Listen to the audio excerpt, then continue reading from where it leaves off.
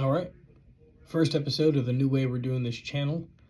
This video we're going to look at, it's a segment from a larger video that's out there, and I'll put the info in the description.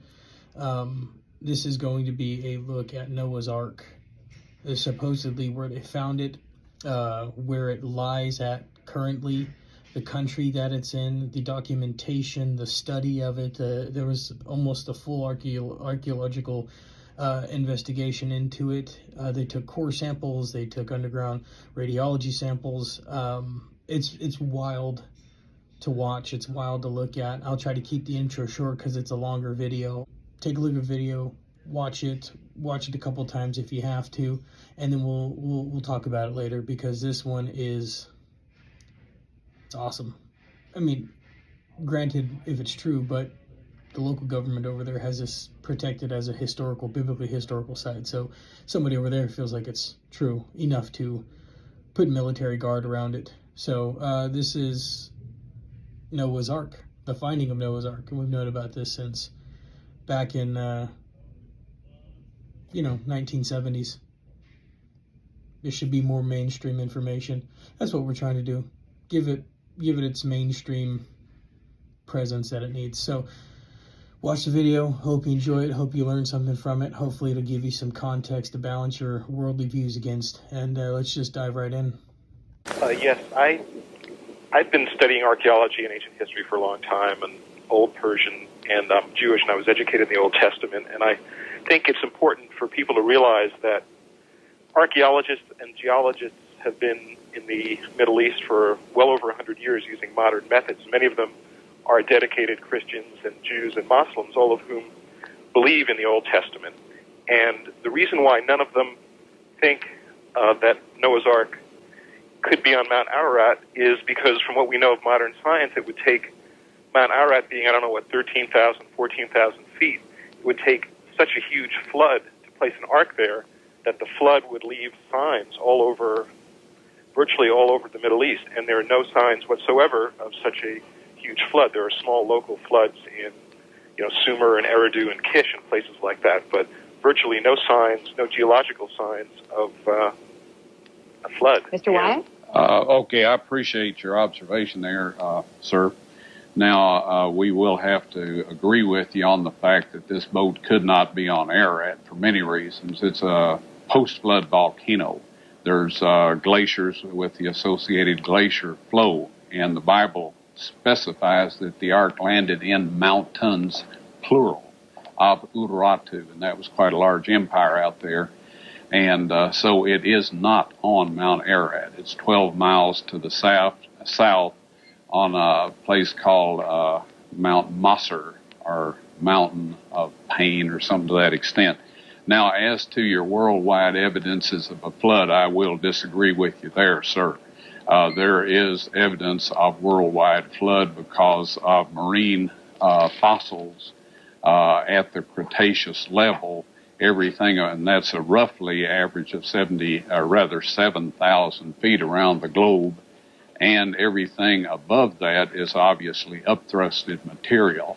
And so when you say that these people all agree, I have to agree that the predominance of people in this type of research say this, but sadly they are quoting the textbooks that they studied in school, and they have not done field archaeology on this, or they would not say that. On June 20th, 1987, in the mountains of Ararat, Turkey officially recognized the discovery of Noah's Ark. Located on a mountainside about 15 miles south of the volcanic Mount Ararat, the remains of the massive ship were dedicated during a special ceremony. Guest of honor was Ron Wyatt, due to his 10 years of research at the site. The story began in 1957 during the Cold War, when aerial photos taken of eastern Turkey while searching for Soviet missile bases revealed a strange boat-shaped formation in the mountains about 6,300 feet above sea level. Life magazine reported on the story after an expedition from the United States went to the site in 1960. Blowing holes in the strange formation the members of the team came away with the conclusion that there was nothing there of any archaeological interest. Ron Wyatt, like many others, read the story, but he was of the opinion that the site needed further exploration. There had been many claims of seeing Noah's Ark on the volcanic Mount Ararat, but Ron knew that it was a stratovolcano, and he believed that nothing would have been able to survive there. He noted the biblical account of the location of the ark. And the ark rested in the 7th month, on the 17th day of the month, upon the mountains of Ararat. On Ron Wyatt's first trip to the region in 1977, he didn't know where to begin searching, and he only had 3 days in the area. We were looking at all these mountains we were going through, and Dad realized, he's like, guys, you see how rugged this place is? He said, do you know that we have no clue as to what direction to look in once we get there? And we're like, yeah, because we didn't have the map coordinates. We had nothing except the picture in the book and, you know, the area of where it was around Mount Ararat that it was taken. And so we were becoming real skeptical on whether we were going to get to see anything this trip.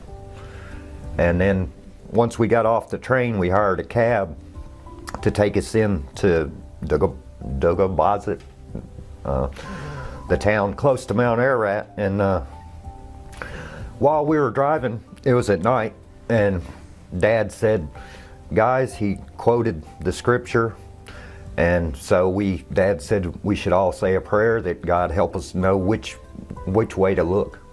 And we basically all three just said a separate prayer, bowed our heads and said a separate prayer in the car silently. And just a few minutes later, the car died, and everything went off. The headlights, the engine shut off, everything. So he had to immediately pull over because it was night and you couldn't see. And so he got up under the hood and looked, and he couldn't find anything wrong, didn't know what was wrong with it, and he just goes like this. He couldn't speak much English, so he just goes, you know, and he sits back down in the car and tries it, and it starts back up. Well, during that time, Dad said, hey, you know, we just got done saying that prayer, and then the car died. He said, just in case that was God's answer in our prayer, let's pile up a big pile of rocks here on the side of the road to mark where this car stopped. Okay. So we did it, and then the car started back up, and we hopped back in and went on down the road, and it did it again. Everything, lights and everything shut off again. And we're like, oh man, you know. Mm-hmm. And Dad said, well, you know, let's pile up another pile of rocks here. And so we did that, and then sat there a few minutes, and the car started right back up again. And just went a few more miles, and it did it again the third time. And by then, my dad was a little skeptical. Even he said, well, guys, I think the car's probably just messed up. Yeah. He said, but just in case, let's pile up another big pile of rocks here, just in case this is something, you know. And so we all figured, well, yeah, the car's just breaking down. Yeah. And so then after that, the car started right back up, and we drove on into town and got our hotel room. Yeah, and then, no trouble. Yeah, I got the hotel room. Then the next day, I guess we got a cab, and he took us out. It was somebody from the village around there. He was our guide, actually, and he took us out. And we found the pile of rocks, the first pile, and I guess we went to the first pile, because we had 3 piles there. I think we went to the first one first and walked out. You know, it was hot. We had a canteen, ended up having a hole in it. So, yeah, we drank what water we could before it all emptied out. Yeah, so we all drank it so it wouldn't just we all got sunburnt in that, but we found the anchor stone, which we had never seen one. Dad had seen some in pictures, some smaller ones, but nothing that big. So he kind of knew what it was. And there were 8 crosses on the anchor stone? Yeah, 8 crosses on the anchor stone. Yeah, the next pile.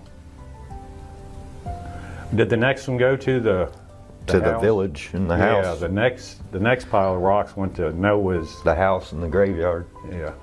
This photo was taken in 1977 by Ron Wyatt, showing the walls of Noah's home. Since then, all the walls have been torn down by local treasure seekers. In the front yard stood this large tombstone. On the tombstone was a drawing of 8 people and a boat on a wave. The second largest person was looking downward with their eyes closed. This indicates that this was Mrs. Noah's tombstone. After Mr. Wyatt showed this to someone, that person later hired others to exhume Mrs. Noah's 18-foot sarcophagus. And then the third pile was actually Noah's Ark, which was probably the first pile. Well, yeah, because we did it because we backwards. came back from it the opposite way. And it was amazing because I had never in my life said a prayer and had an answer that definite, that quick, just knowing full well that, I Of mean, course, that night we thought gave it you was just the goosebumps. car breaking down, but the next day when we walked out and found that, we knew that it was, you know, because like I say, it was, the countryside was so rough, barren, we couldn't have found that. there was no way in the world we could have found it. We didn't even know to go to the right or left side of the road, or no idea. And So we pulled up on walked the side. straight out to them.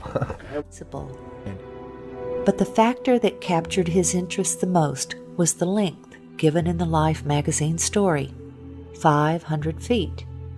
Most people were looking for a 437-foot Noah's Ark based on the Hebrew cubit, but Ron again went to the Bible to learn more. And Moses was learned in all the wisdom of the Egyptians. Moses was the author of the Genesis account of the flood. He would have known the cubit of the Egyptians. The Hebrew cubit didn't come into existence until there was a Hebrew nation after Moses' death. The Encyclopedia Britannica stated, "The Egyptian cubit is generally recognized as having been the most ubiquitous or universal standard of linear measurement in the very ancient world. The royal cubit equals 20.62 inches. This would mean Noah's Ark was much longer than 437 feet. 17 years after the Life magazine article, Ron finally made the journey to Turkey. When he saw the boat-shaped object, he saw that it looked just like it did in 1960, and he knew he would need permission to excavate in order to learn anything about what was beneath the surface. So he returned home and enlisted a number of friends to help him pray for an earthquake to reveal more. In late 1978, he learned of an earthquake in eastern Turkey and returned in August of 1979. When he arrived, he was overwhelmed by what he saw. The earthquake had dropped the soil around the object, and a large crack extended the entire length. He could see what looked to him like the remains of decayed rib timbers along the now exposed sides. Also, he was able to measure the depth of the debris and measure the length. It was 515 feet, or exactly 300 Royal Egyptian cubits. He was now convinced. He carefully combed the surface, looking for evidence that it was a shipwreck. He saw what he believed were petrified structures of an ancient ship whose deck had collapsed. He saw what looked like deck joists and deck support timbers. In 1984, Ron met and became friends with Colonel Jim Irwin, the former astronaut. Colonel Irwin was searching for Noah's Ark on Mount Ararat, but he was very gracious and was interested in seeing the boat-shaped site. Ron had brought a metal detector to the site to see if there was a pattern of metal readings. In the presence of Colonel Irwin and others on his team, Ron employed the detectors. He found distinct metal lines down the entire length of the object, while no metal readings were obtained just outside of it. Ron asked Colonel Irwin, who had impressive scientific community connections, if he could have the strange specimen tested. Colonel Irwin sent the specimen to Los Alamos National Labs, where geophysicist John Baumgartner performed the analysis. The results of that analysis captured Dr. Baumgartner's interest. The specimen contained manganese, also titanium and aluminum, among others, and these were not in the form found in nature. Due to the sophistication of the metals, he questioned whether a missile had crashed on the mountainside and Ron had found the remains. The exciting evidences of the metal lines and the analysis of the specimens brought two new researchers into the work. Dr. Baumgartner and David Fassel, a marine salvage expert who knew all about ships and their construction. They both joined the team. Oh, look at that. Oh, well, wait a minute. Wait a minute, let me get a close-up of that. Kind of, You want my hand in there for? yeah, just to point at those little flakes of iron that are coming out, like right there. There and there. Huh. That's a strong reading.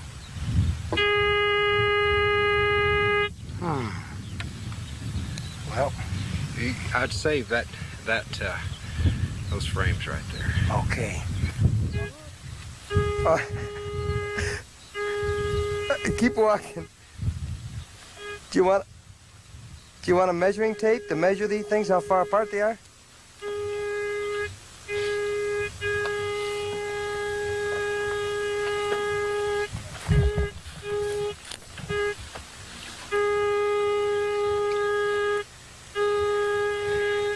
John, as a scientist,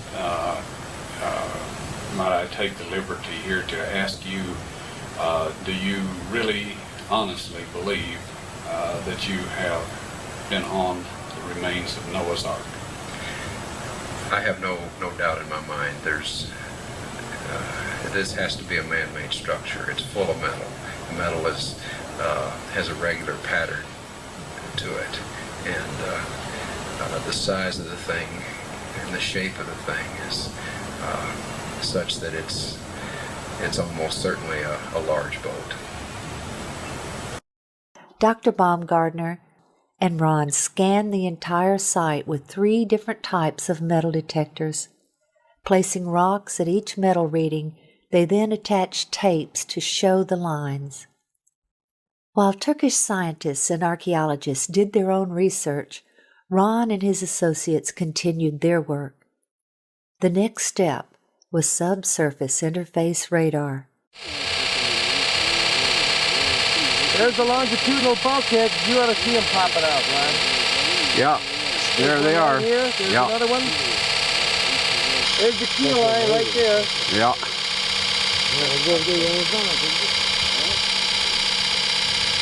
Oh, Ron, the lines are there! The lines are there. Okay, we're gonna walk over, Yeah, walk. take a look. Leave it running so everybody knows that we're not cheating here, right? You got it, Toby. Okay, now this is the west bulkhead. Okay, can you look through there? And All right, this is the west bulkhead. all right. That was over there. And he walked easterly. Here we start getting the longitudinal bulkheads. Here, here, here, here, here, here, here, here. Okay. Here. You see there how it shows up? Right. The initial scans were very impressive, showing internal structure consistent with bulkheads and rooms. But to be sure they were interpreting the data correctly, Ron took the scan printouts to Geophysical Survey Systems, the developer and manufacturer of the radar. This data does not represent natural geology. It's a man-made structure. These reflections are occurring very periodic, too periodic to be random natural type interface. There was no longer any doubt that this was the remains of something man-made. In late 1986, the Turks announced their decision. The ceremony was set for June 1987. During that ceremony, the governor asked Ron to demonstrate the radar on site for the journalists and military officials. When Ron showed them a readout that he said looked like an intact timber, The governor then instructed a soldier to dig right there. What emerged was this petrified section of fossilized hand-wrought timber. Sectioning showed it to be laminated wood, 5 layers of timber glued together with pitch, clearly visible oozing from the end. It was tested at Galbraith Labs for organic carbon. The level of organic carbon was extremely high, thus proving this object was once living matter, consistent with wood. Using radar equipment, Ron Wyatt discovered an open cavity on the starboard side of the Ark. Utilizing a core drilling technique, he was able to gain access to the interior of the Ark. Stunning evidence was pulled from the belly of the ship. Using an improvised long rake device, petrified animal dung was extracted from the hull. Next, cat hair was also pulled from the cavity. Then, a petrified antler was extracted. These are all items that one would expect to find in the bottom of the Ark. This large metal rivet, or metal washer around a metal rod, was found by Ron Wyatt when he had taken a tour group to the site in 1991. The center rod had been struck while it was hot, causing it to flare out, holding the washer in place. Test results showed that it contained 8% aluminum metal. Aluminum metal is man-made, thus proving the site to be man-made. Skeptics have said Mr. Wyatt was lying about the testing, but was he really? When the Ark Discovery International team was at the Ark site, they used a metal detector to locate metal fittings on the Ark. This is a crescent-shaped piece of metal that had been a circular washer in its better days and was found near the bow on the port side. A portion of it tested at Galbraith Labs in Tennessee, and the results were stunning. It was 8% aluminum metal, just as Ron Wyatt's test had revealed. The test additionally showed a small amount of titanium metal that is also man-made. The Ark Discovery team continued its analysis at the site and located another fitting on the starboard side. A portion of it was sent to Galbraith Labs for testing, and again, there were incredible results. It contained 8% aluminum metal, 1.3% titanium metal, plus 3.8% magnesium metal, all indicative of the Ark formation being a man-made structure. The Encyclopedia Britannica tells us, because of its chemical activity, aluminum never occurs in the metallic form in nature.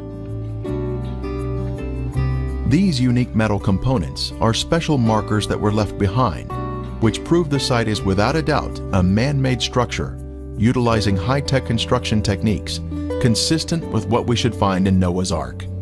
Modern man didn't discover how to make aluminum metal until around 1900, but the antediluvians had this knowledge in their day. Other metal fittings were found on the port side of the deck. Our metal detector picked up metal readings where a rectangular plate was positioned on a flat plane. This plate originally had 6 rivets. 1 is still visible on the left side. Now we're going to come to some evidence that I believe is really strong in supporting this area as the site of Noah's Ark. In this area have been found around 30 drogue and anchor stones. As mentioned earlier, these drogue and anchor stones were used as ship stabilizers to better withstand storms and cause drag, so ships weren't driven and tossed on the oceans. Found in this area are around 30 of these drogue and anchor stones. They are found scattered along a path running from west to east. It appears as the waters were receding from the Great Flood, the drogue stones began hitting the land under the water, and then they were cut loose. The remaining stones are generally in the area where the Ark eventually came to rest. Many of these stones have holes carved in them for connecting ropes from the Ark to the stones. Some of the holes have broken over the years in some of the stones. So on the tops of these stones, they had holes in them, and the ropes would go through those holes, and then they were attached to the Ark. These drogue stones were continually used in ancient times after the flood and can be found in places like Israel and the Nile River in Egypt. So these drogue stones were something commonly used in ancient ship sailing, and they were used as ballast. They were used as stabilizers to keep the ship stable and to keep it headed into the waves so that it wasn't tossed to and fro on the oceans. These drogue stones are over 200 miles from the closest ocean and about 5,300 feet or 1,615 meters above sea level. They have no business being here other than that a huge ship like the Ark dropped them here. So they're a long ways from any water, and they have no business to be here other than that a large ship dropped them here. The numerous stones discovered near the Drupanar site are the largest ever discovered in the world. This would make sense as the Ark was massive in size and would need extra large stones to stabilize it. Many of these stones have crosses carved on them from early Christians visiting this site, and others have crosses that are from the Crusader period from around 1200 AD. Some of the stones have 8 crosses on them, representing Noah and his family that were saved from the flood. Several of the stones have been used as grave markers as well. One of these stones has an ancient carving that appears to be the Tower of Babel. The 3 layers carved on this stone are believed to represent the 3 levels or decks of the Ark as mentioned in the Bible. Another stone has unknown ancient writings on it that have yet to be interpreted and translated. All these carvings reveal that this site was venerated long ago and visited by religious people for thousands of years. Another large stone is believed to have been used as a sounding stone for measuring the depth of the water under the Ark. In 1990, Ron performed what he called a mini excavation, where he took shovels and bent the blades into a giant razor. He and his associates then shaved off a very thin layer from one section, smoothing it to show the color difference between the structure members and the matrix.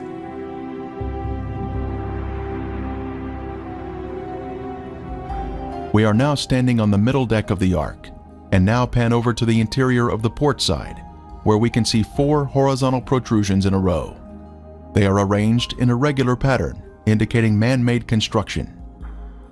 These would have been horizontal deck support timbers, extending toward the middle of the deck.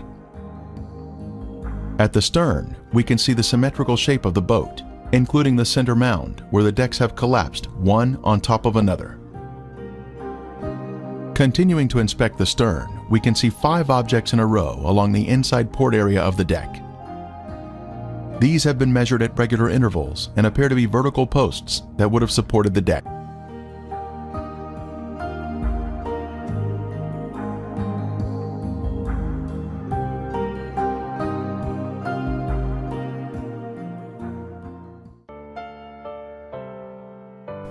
Resistivity imaging is complex and has improved greatly with the advent of more powerful computers and resistivity systems. Basically, an electrical charge is used to map underground features based on the electrical resistance of the objects under the earth.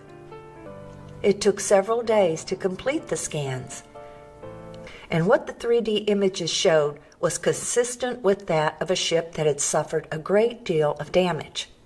After all, if it is Noah's Ark, as we all believe, it is the oldest man-made object on Earth and is impaled on a massive outcrop of rock. The scans clearly showed that this was not a natural object, and it looked like a massive shipwreck.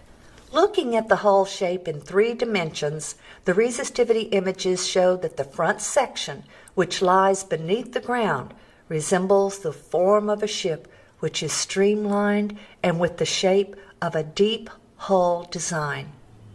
The resistivity values of the material forming the hull are also the same above the ground as they are beneath. This indicates that the same material makes up the entire hull shape and that this material is relatively impermeable to water. It is a hard substance which has retained its shape. Around the edge of the site are features which Ron believed to be the ribs of the ship. The scans revealed even more encouraging evidence than we could have ever asked for.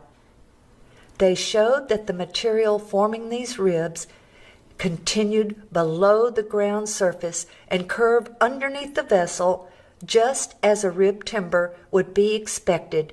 The electrical resistivity of the material forming the rib was more resistive than the surrounding mud, and the level of resistivity did not appear to change with depth. Ron Wyatt used to point on the inner side of the ship's hull to a series of equally spaced protrusions which are projected at 90 degrees from the outer edge of the hull towards the inside of the ship. He believed these were deck joists which once held a floor or ceiling of some type. The scans revealed that these protrusions were of the same resistivity as the apparent rib material. They also revealed that they extended back into the hull and connected directly to the adjacent rib, exactly as Ron believed. In 2019, radar scans were again done, which we helped finance but were not present for. They also revealed the presence of straight lines, which were consistent with walls, and 90-degree lines consistent with being rooms. We believe this is a ship, a massive ship. It bears the shape of a ship and the features of a ship. It is 6,300 feet up in the mountains of Ararat. The internal features are exactly the dimensions given in the Bible using the ancient cubit of 20.6 inches, later called the Royal Egyptian Cubit. Finding Noah's Ark means nothing if it does not strengthen our faith or lead a non-believer to the knowledge of the truth that we have a Creator who loves us and wants us to come to Him and be saved by the blood of His Son. Photos taken at different times of the year have brought out different features of the boat. There was so much convincing evidence uncovered at the site that the Turkish government declared this area to be Noah's Ark National Park, and yet today, the world is unaware of this amazing discovery.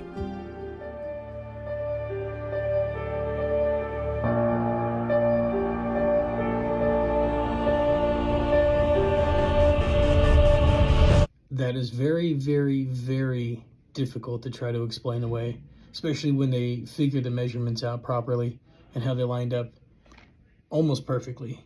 And then the stones, the graves, I mean, all of that. Like, how do you look at that and say, nah, can't be, something totally different? How many other stories are there in the world that would line up to that as well as that's lined up? And that's just one story that's out there. I have found hundreds on hundreds of stories that are almost undeniable. And you can sit back in your chair and be like, nope, refuse all you want. But these are there. These things have happened. They're happening. People are finding this stuff. People are being silenced about these things. It's crazy. Why silence people if it's not true? Why go through all the trouble to steal research and evidence and footage and silence the man if it's not true? What you gotta ask is why? Why go through all the trouble? Why go through all the secrecy? Why go through all of this? There's so many other people who claim so much crazy crap all around the world, and nobody even fathoms going through the lengths to keep those people quiet as they go through to keep people who have discovered biblically accurate things quiet. You gotta ask yourself why. Why is it so important that the world doesn't know the truth about the Bible, the happenings, the history, and when somebody finds a direct factual correlation to those happening that they can prove, why is it so important to silence that if it's not true? And it argues the narrative we've been told. Tune in next time for the next video. There's 5 of these in total. After these 5, things are going to get really weird. Stay tuned.